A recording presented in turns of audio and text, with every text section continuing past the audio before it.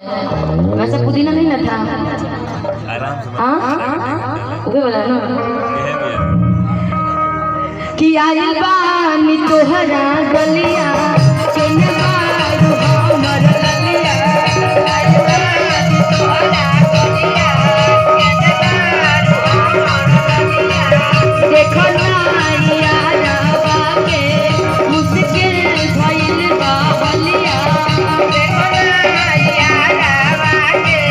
कोई तो भइल बा देखो ना यारवा के कैसन भइल बा हलिया देखो ना यारवा के कैसन भइल बा हलिया बढ़ता बेचैनी के दागा मुश्किल भइल बा दीना दीना दीना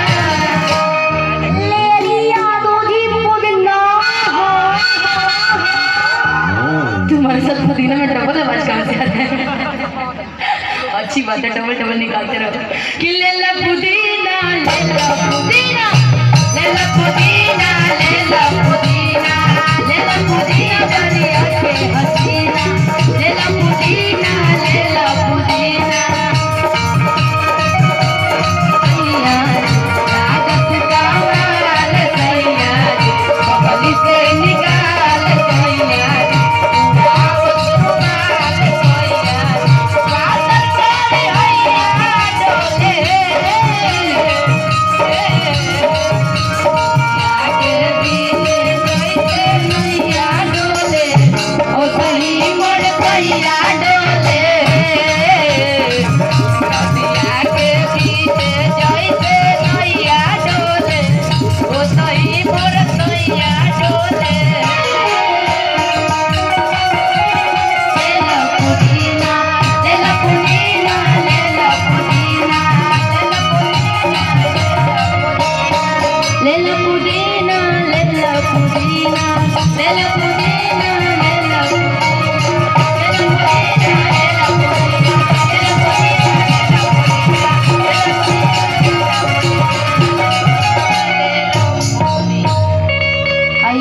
छठ गाने की।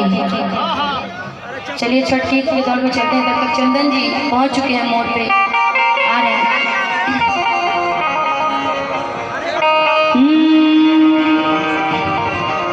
छठ का है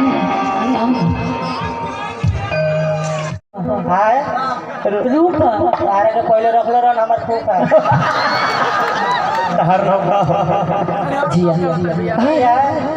क्या कहते हैं जिया जिया पहले तो हम ही ना कह रहे पिया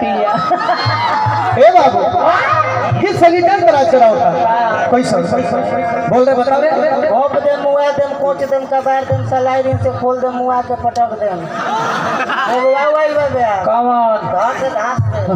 ये सब गाना चला होता हाय हाय हाय अब पहले के गीत रहे कि गवैया जब गा दे तो का मजा कि मेहरारू घर के खिड़की खोल के ना ताके लगे अगर नया आए तो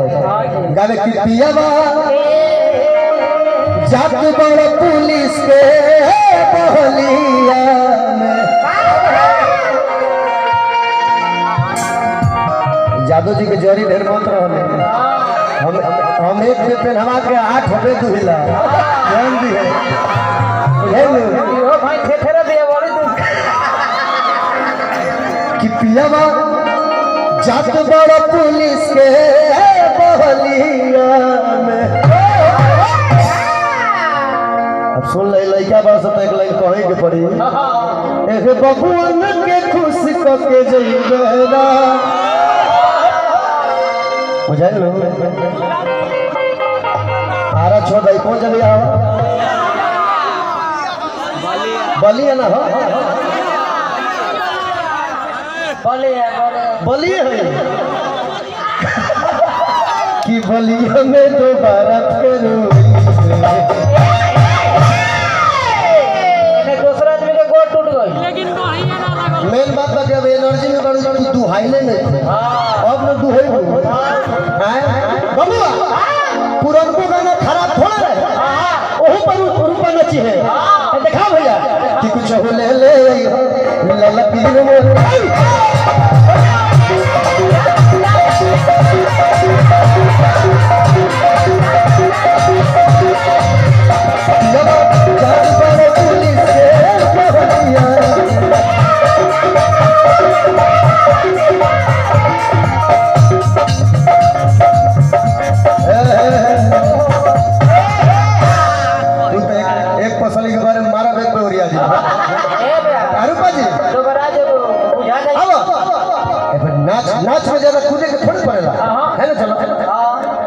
पियावा जाके बड़ा पुलिस के